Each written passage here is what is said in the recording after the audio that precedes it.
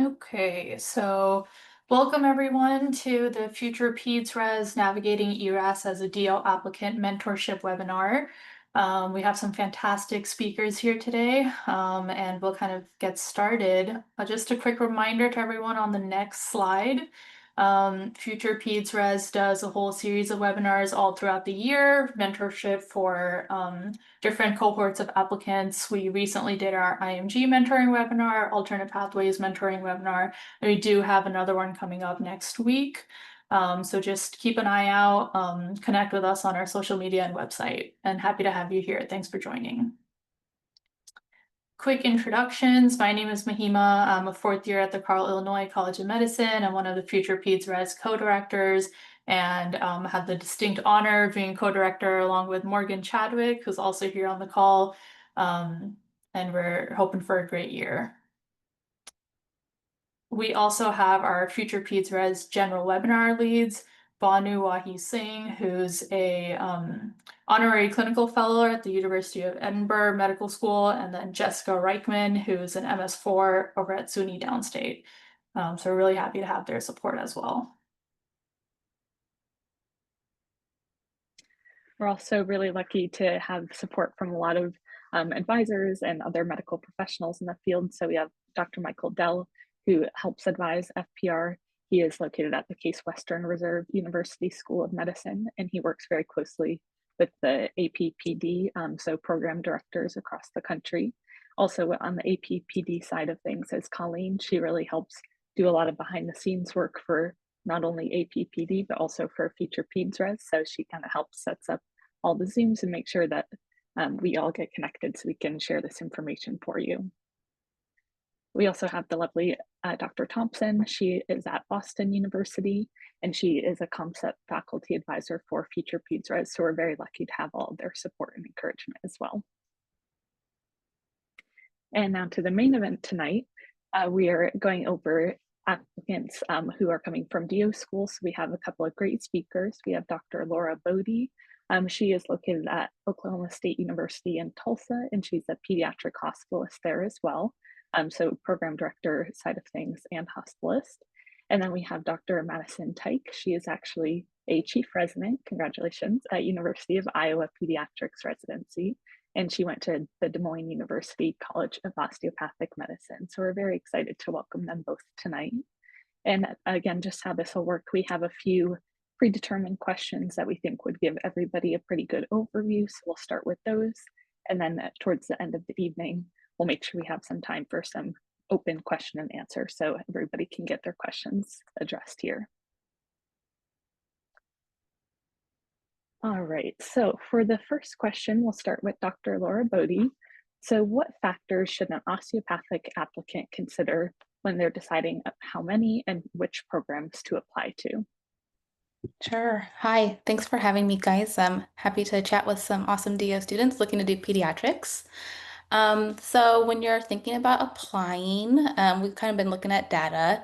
And this year we've decided that it's really kind of the return for the probability of matching into pediatrics approaches 100% if you have a rank order list of like 10 to 12 programs. And so most students don't need to apply to more than 20 programs to get, I think, the interviews for about 10 to 12 in your rank order list. And I think that the data from USMD seniors and USDO seniors is pretty similar this in the last 2 years or so. So there shouldn't have to be much more over just because you're a USDO senior this year. Unless you've had a lot of academic difficulty, couples matching, or if you've been otherwise advised by your pediatric medical school leadership, then you probably don't need to apply to much more than 20 programs.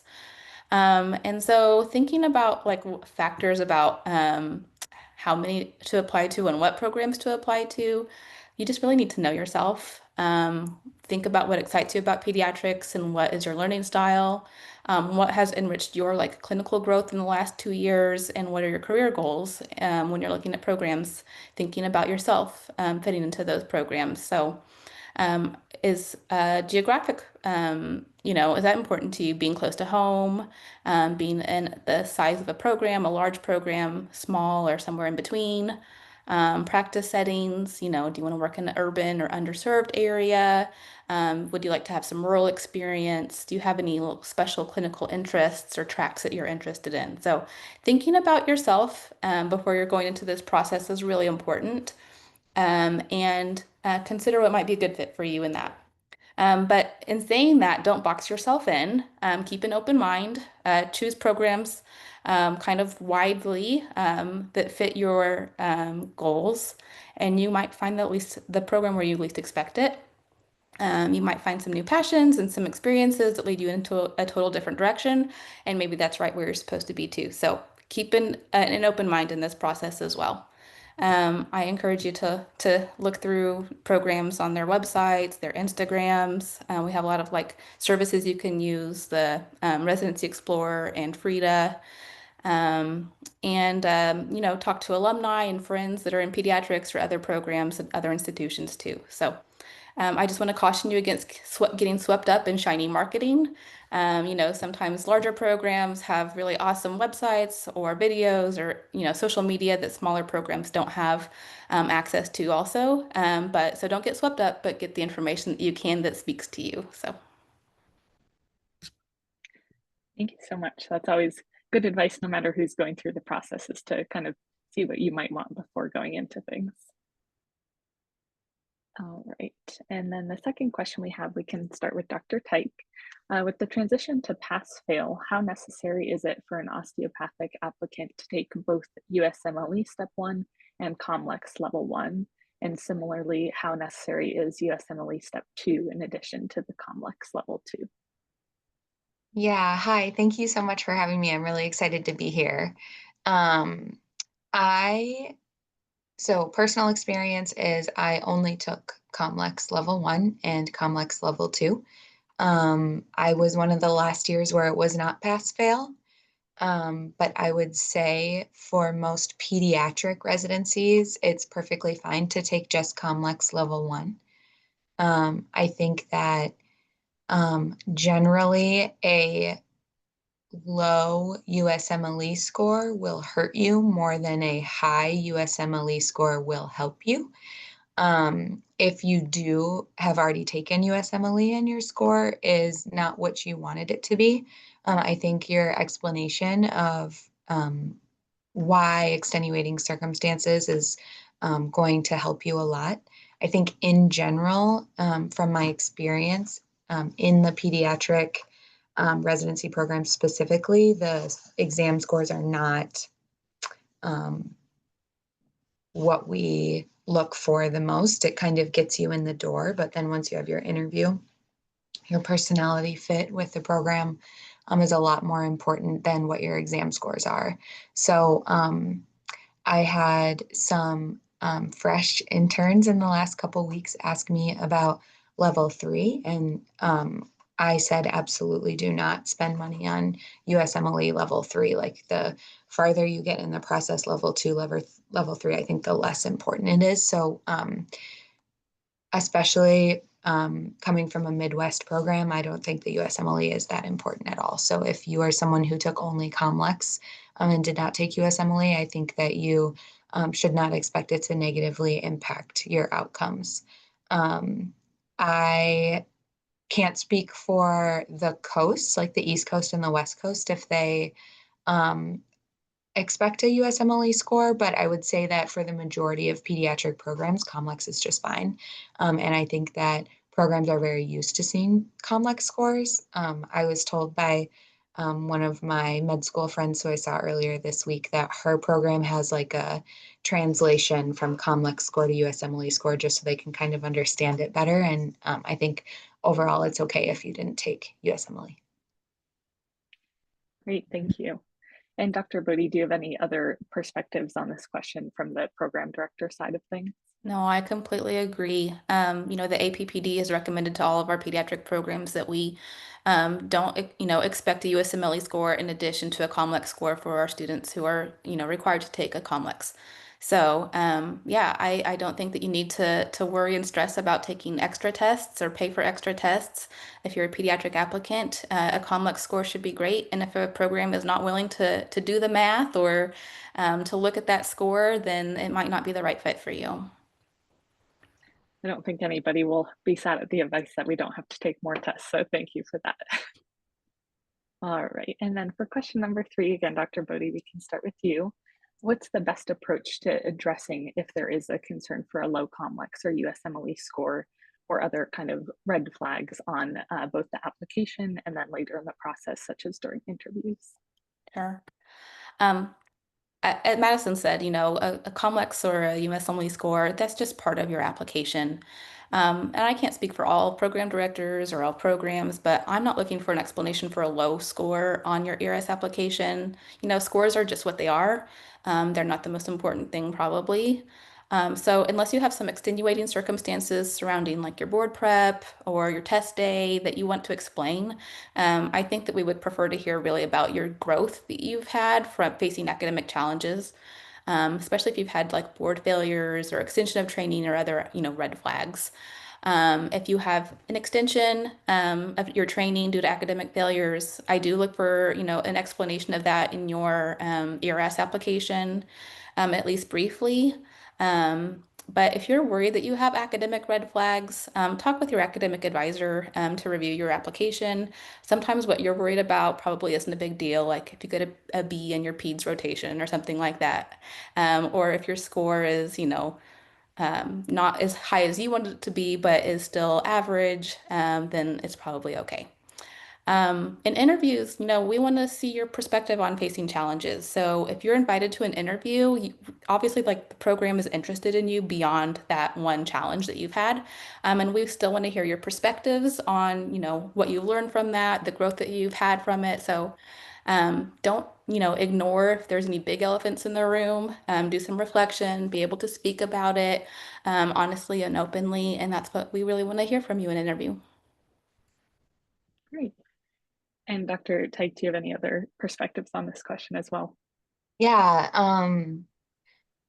So quick personal story. I took my COMLEX level 1 exam in June of 2020. I expected to take it in May of 2020, but it got canceled several times because of COVID, obviously. And being able to talk about how that impacted, my mental health and ability to be resilient and flexibility, I think made my personal statement and my application stronger. And then on the flip side, I was interviewing someone for our program last year, and this person had taken a short leave in the middle of medical school. And that may be seen as kind of a red flag to some people, but the way that she described the changes that she went through and the resilience that she developed was actually extremely impressive to me, more so than someone who didn't take a leave of absence and didn't have kind of that experience. You go through a lot of development of flexibility and resilience in residency. So the ability to explain that you've already experienced that and gone through it, I think is really valuable. So the way that you describe what is deemed as a red flag, and I'm using air quotes intentionally, I think is it speaks to your character a lot, and that's what the pediatric residencies want to see, I think, more so than, making sure you hit the numbers. Great, thank you so much. All right, and next question is, how can osteopathic applicants best strategize and use those 10 experiences that we're allowed to have on ERAS? And Yeah, another yeah, you can start with that one. These are big questions. yeah, absolutely. I was thinking about this question a lot. We got them in advance, and so I was kind of trying to remember what 10 experiences I put, and I actually polled a couple of my friends from medical school to see kind of how they strategized to this. And we all came up with the same conclusion that whether you're a DO or an MD shouldn't change how you reflect these 10 experiences. It should be the things that are most meaningful to you, and you can speak to passionately.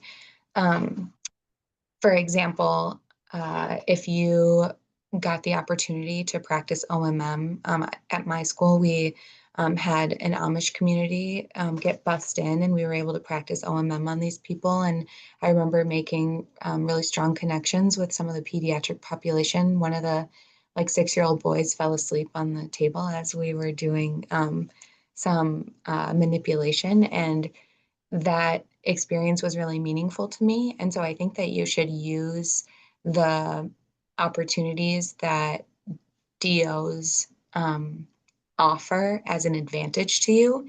If you are someone who participated in something that wasn't, a lot of experiences that were really meaningful to you that aren't necessarily, you could look at this application and it could be an MD's application. That's totally fine too. So I don't think you need to go above and beyond your experiences. I think it should just be the 10 things that you think you're most passionate about and you think are most impactful in shaping you as a person and as an applicant. And be able to speak about them in a positive way. And then, I think that we all kind of use that OMM as an extra tool in our tool belt. And if you really feel that, then you should put some OMM in there. If you don't have a ton of OMM experience and don't have a lot of volunteer work opportunities, then you don't need to. So. Great. And Dr. Bodie, do you have any other comments on this question? Yeah, I just want to say you don't have to do 10. You could up to 10. So, feel free to pare it down to things that you're really passionate about and that you want to speak about. And you can, sometimes group things in, like your involvement in a certain club, and list out different things that you've done with them and speak about those experiences. So, you don't have to make 10, but you have up to 10 experiences to, talk about. And as far as like talking about OMM and OPP during interviews, I think it's a great idea if you're interested in, continuing some of that training or being able to, apply what you learned in medical school, to get, faculty feedback on that, but also resident feedback. We are an osteopathic recognition program, and so we use it throughout training. But, I've had residents who come in and said, we've talked to some faculty and they said yes, and some residents said definitely no. And so, just get a feel for it if that's something that you're interested in, to know, how would that be perceived in your program. And just a curiosity question, from your perspective as a program director, do you feel that if applicants from DO schools do want to discuss OMM or OMT and things like that, do they need to kind of describe some of those things if they're speaking to an MD physician who is trained without those techniques? Or do you think from the program director and interviewer side, most of those professionals should have the knowledge they need to discuss it with applicants? Yeah, I think that resident or the applicant should feel free to bring it up. I like Dr. Tyke had a great experience that she wanted that made an impact on her. And so it wasn't just kind of checking a box. And so if it's something that spoke to you, feel free to bring it up in your interview or on your application.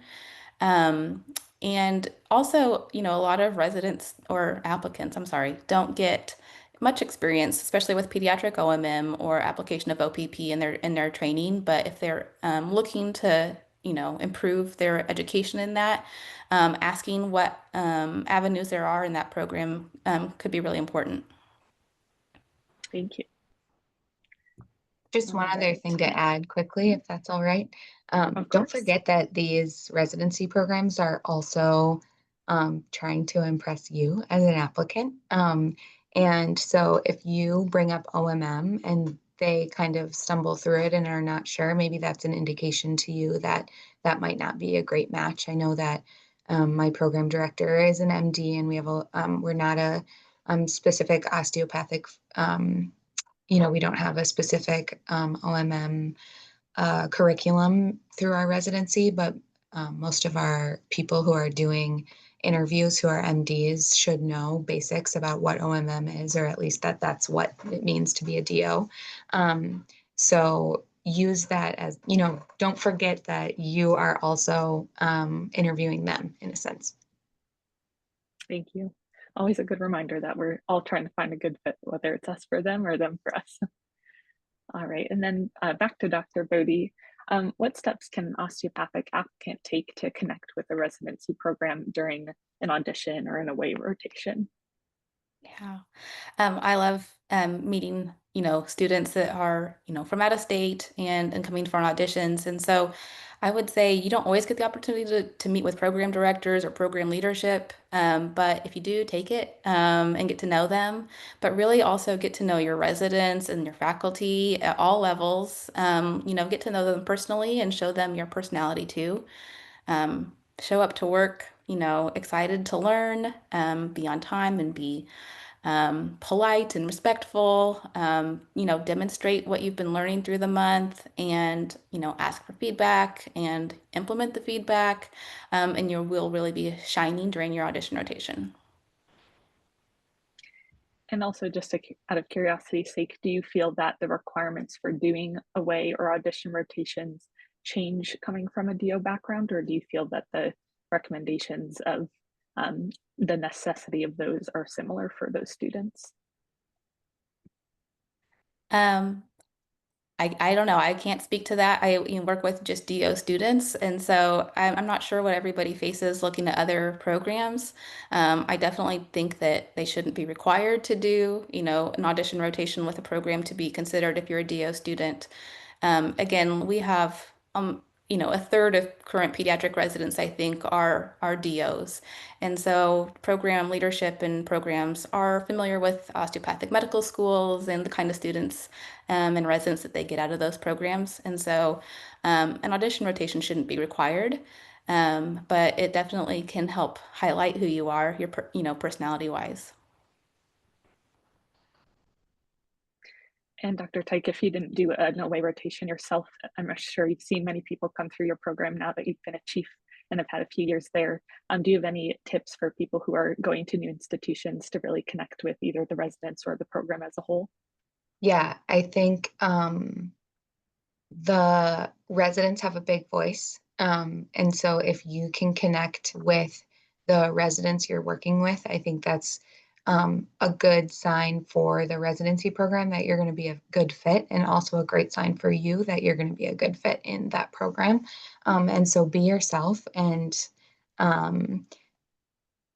really like try and feel out how the residents appreciate their job and how they feel appreciated. And if you have good relationship with staff, it's not hard to see that after spending a few weeks in a program. And then coming from a program that doesn't, that typically has more MDs match than DOs, although we have like a fairly large amount of DOs who match. I didn't do an audition rotation at the University of Iowa where I matched, and I'm working currently. And just because we have a large student population through the University of Iowa Medical School, we don't have a lot of audition rotations. A lot of people rotate through, and it doesn't really hurt you to not have an audition rotation at the place that you want to match. So a DO or MD. Perfect, thank you. And then our last preset question, again, we'll start with Dr. Tyke. What makes a strong candidate for pediatric residents at your specific program? And then again, any kind of closing advice for DO applicants in this upcoming cycle?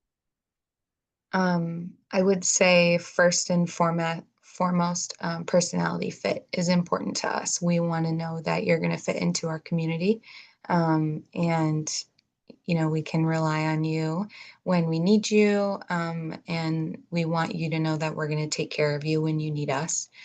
I really, it's funny that there's some staff doctors who are DOs, and I didn't realize till my second year, and then I'm like, oh my gosh, you're a DO, so I think that we're really treated equally at my program, and I hope that's what everyone experiences in the programs that they match to. So really for osteopathic applicants, I think be true to yourselves. Don't oversell something that you don't actually like. And if you really like OMM, but you want to match at a program that doesn't necessarily have a OMM specific curriculum, that doesn't mean that it can't be implemented and you can't find a mentor who has that. And so I think that my biggest advice is don't forget that you are a hot commodity. People really want you to match there, and the letters after your name shouldn't matter to the program. And like Dr. Bodie said earlier, if they do matter, then maybe that's not the best fit for DOs anyways. So find somewhere where you're going to be treated well and that you fit in with the community of the people. And that's absolutely what my program is most interested in. Great. And Dr. Bodie, do you have any final words of wisdom for the upcoming DO applicants? Oh yeah, I just definitely like know your worth. Especially in the last several years, as more DO students are matching into PEDS programs are really understanding that osteopathic students make great pediatricians. The osteopathic principles that we've been trained in since the beginning, caring for our patients holistically. And, we're not here just treating colds and, diagnosing asthma. We're really here to support families and their patients, and that's where our heart is. And so, know your worth. You guys are going to be great pediatricians. Thank you so much. It's always nice to hear perspectives from people who are at least a few years out of the cycle, because many of us going through the cycle right now feel a little bit overwhelmed with everything, but it's reassuring to hear that things work out as they should typically, and just having some advice is really helpful. So we'll move more now to our live Q&A portion. So we'll ask participants to put any questions you may have in the chat. We'll just answer them as they come through. So whatever comes in first, we'll start with that. But we have, again, two great panelists here to share their perspectives if you have any questions for them.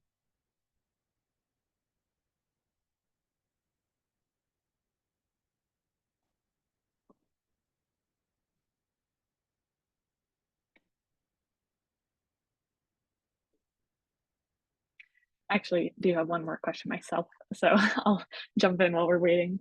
I was just curious, I haven't really explored the Frida or the Residency Explorer pages too much.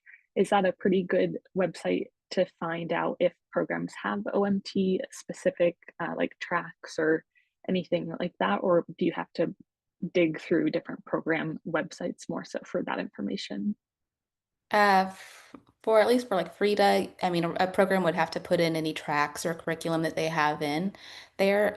Osteopathic recognition is, a checkbox on there, but currently I'm the only pediatrics programs that have that. We're hoping to continue to expand our reach and have other programs be able to have that same, mark of designation. But there are certainly a lot of programs out there that have special interest groups and osteopathic training. So that might be something that you should, kind of seek in your interviews if you're wondering.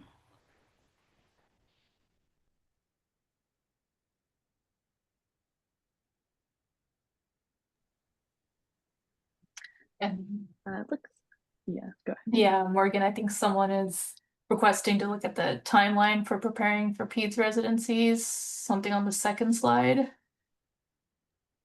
I believe that was our webinar schedule on the second slide, but I can go to that as well.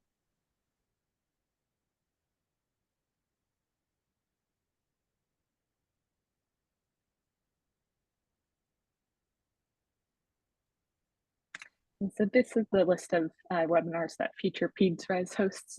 We tend to post all of the recordings if you aren't able to get to it about a week or so within the week after the webinar. So if you have friends who couldn't come to the event tonight but want to hear what the speakers were saying, we'll have that up on our website soon. So this is more timeline just for some of our webinars rather than the residency application cycle overall.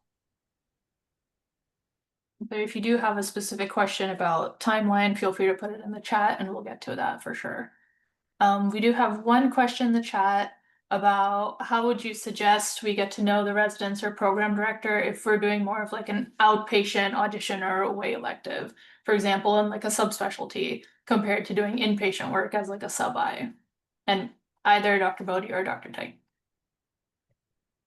Yeah, I think that if you're working with a resident on one of those outpatient services, that's awesome. Definitely get to know them and, see if there's any events or anything that the residents are doing that you could be involved in.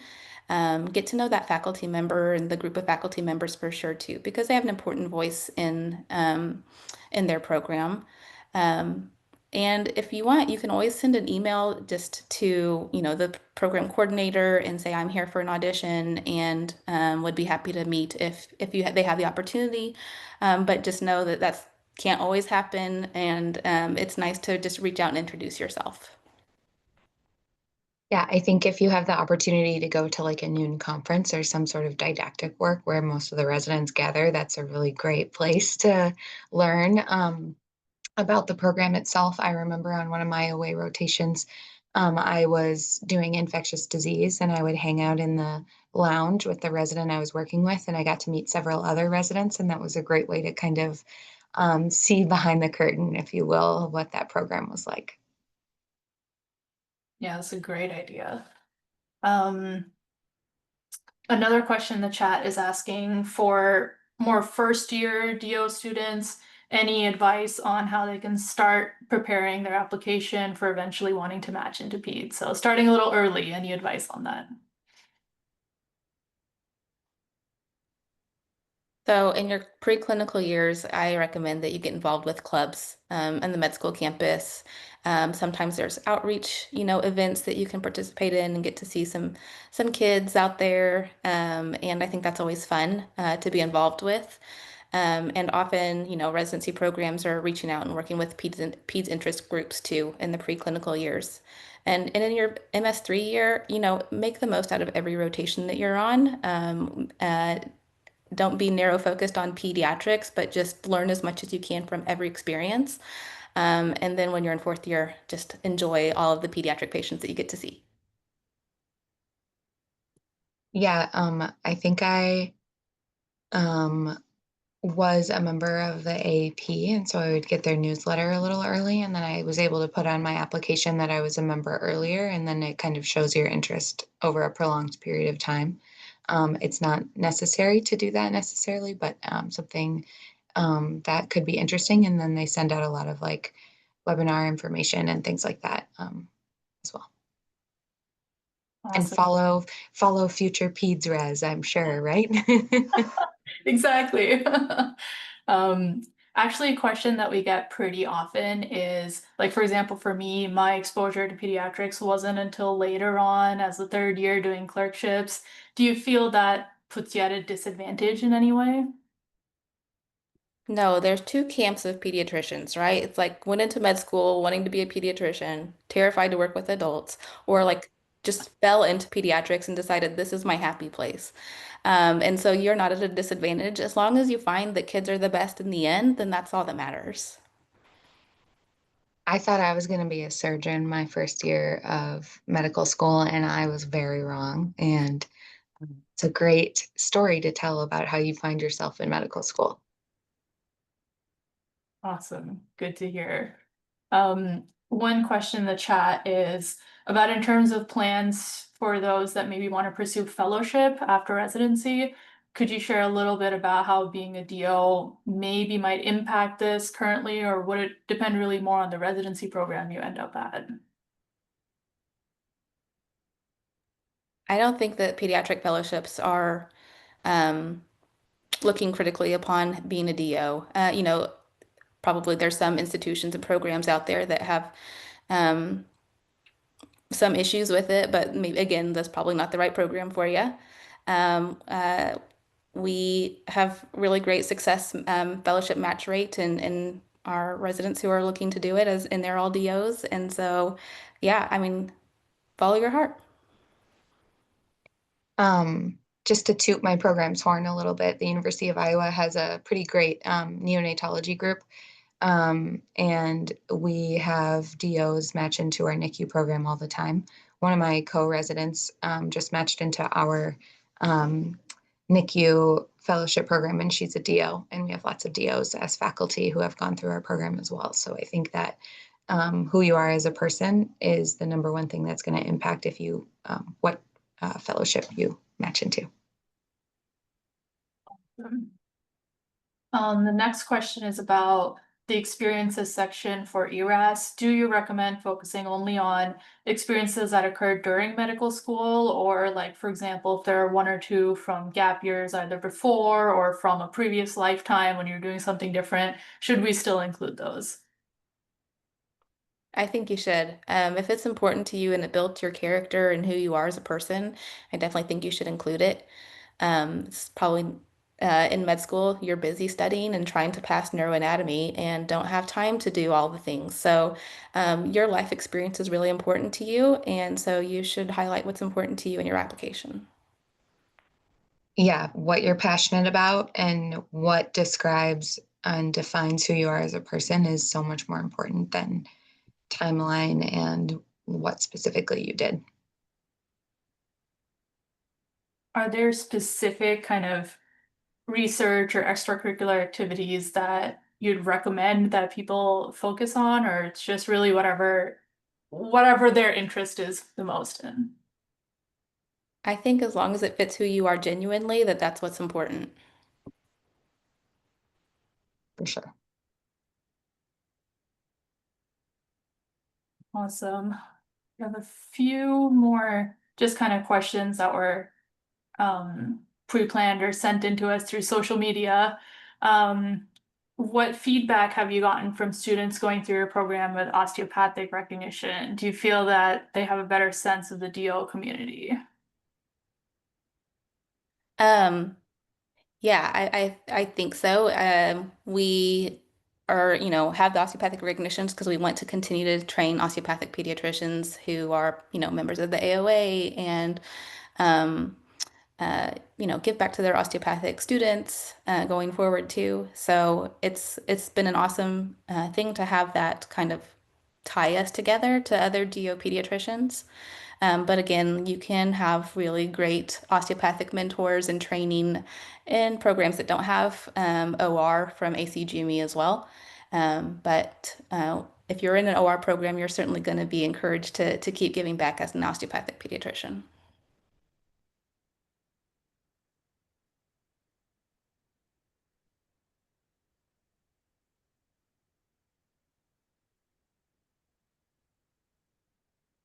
Just making sure I didn't miss anything in the chat. A question that we get very often on social media is, as a DO applicant, how often do you feel you're using your skills specifically from being like, the DO experience as like practicing in pediatrics?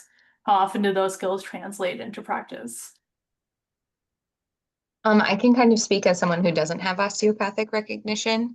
Um, I think that the amount that I actually use OMM is fairly limited. We do a lot of work on the inpatient side. It's a little bit more difficult to find just the time to spend in the room to do OMM. But I truly believe that you gain skills outside of the OMM techniques themselves as a DO trained physician.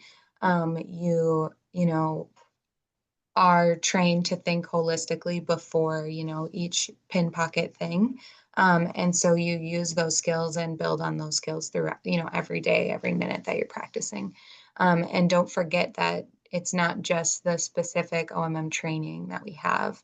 It's also the, um, you know, our ability to speak to patients, connect to patients, and the resilience that we have and the other skills that we gain through being a DO that you continue to build on for a long time. So it's not just, can you do uh, uh, muscle energy? It's like, do you remember which way to put the hips in the muscle energy for those? It's a lot more of the connection that you have with the patients and your exam skills and things like that.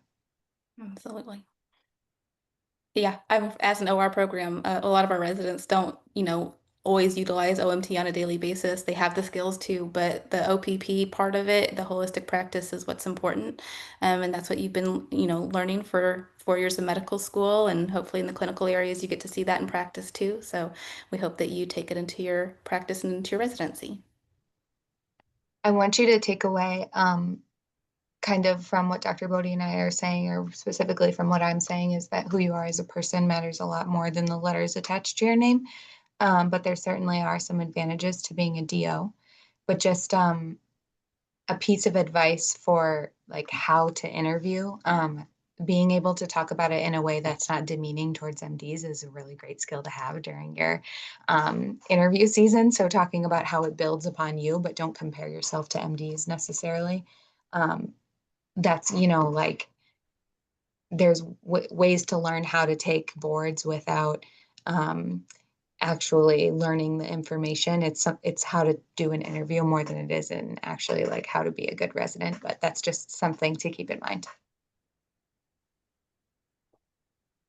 One question that we got on social media prior to the webinar was, maybe Dr. Bodie, you can speak to this.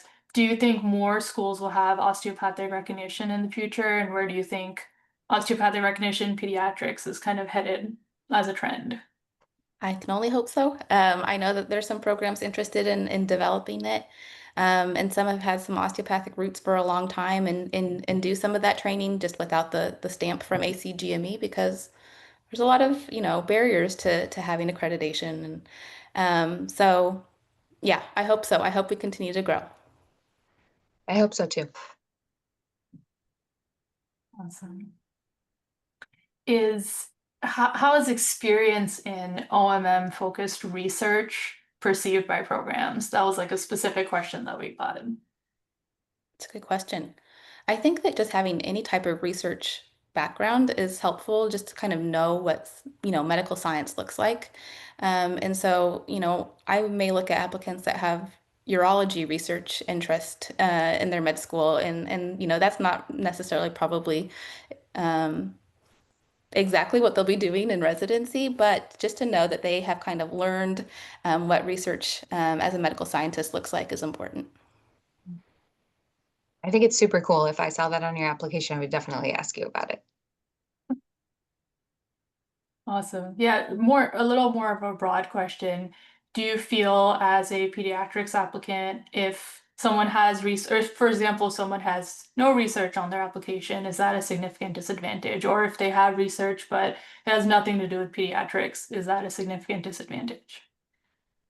Again, I don't think so. I can't speak for all programs. I think that some students really need to focus on other parts of their training to be successful medical students and applicants.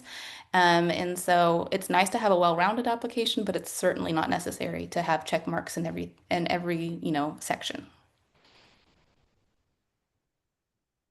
For sure. I did research with a plastic surgery resident in medical school, and I put that on my application, and it had definitely nothing to do with pediatrics. So, and I matched. Awesome. It works out. Great. Those were our social media questions. If anybody else has any questions in the chat, feel free to put them in. We're also happy to end a few minutes early and give it back everyone some time, but want to make sure that we answer all the questions that attendees have today.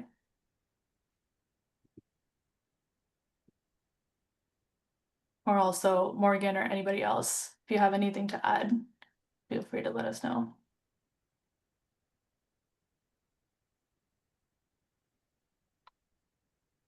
I guess this is again a more general question, but if students aren't doing the away rotations, if their program directors or advisors hadn't recommended that, how did you personally try to connect with different programs or learn more about them on a deeper basis? I know, especially with the benefits of virtual interviewing, there's also the drawback of not always being able to get a really good grasp of the program until a little bit further into the process. Yeah, I would encourage to, check out social media or websites to see if they're, having an open house, if they do have away rotations available still, or, if you can just come in and ask for a tour of the children's hospital or something like that to know the area. I would definitely encourage you to do that if you didn't have the chance to rotate. Our program has second looks later in the season before you put out your match in. We are always really excited on our second look days to meet everybody. So that can be really helpful. And I think that it's hard to hide your personality even over Zoom. And so if you get good vibes from the program, it's probably going to be good vibes if you're actually there too. Awesome. Another question, again, general question we get all the time is, how important is there really pressure associated with going to second looks? Does that change how an applicant might be viewed if, for example, they're not able to attend a second look? No, being able to attend or not attend a second look shouldn't have any weight on your application or rank at all because PEDS is actually participating in a pilot program this year where we can rank or lock our rank lists early. So we have time to do our rank, lock it, and then have the second looks after that. So we don't go back and change things based on who did or didn't attend second looks. It should be for the applicants. It should not be for the programs.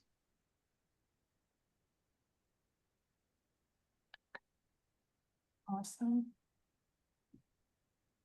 Okay, so seeing no other questions in the chat for now, just wanted to say huge thank you to both Dr. Bodie and Dr. Tyke. We really, really appreciate your time and also some really great advice for all of our attendees here. Thank you. Thank you guys so much. Congratulations on picking the best specialty. Thank you so much. And thanks to everyone who's joining. Feel free to reach out to us on social media, and we have a few more webinars coming up.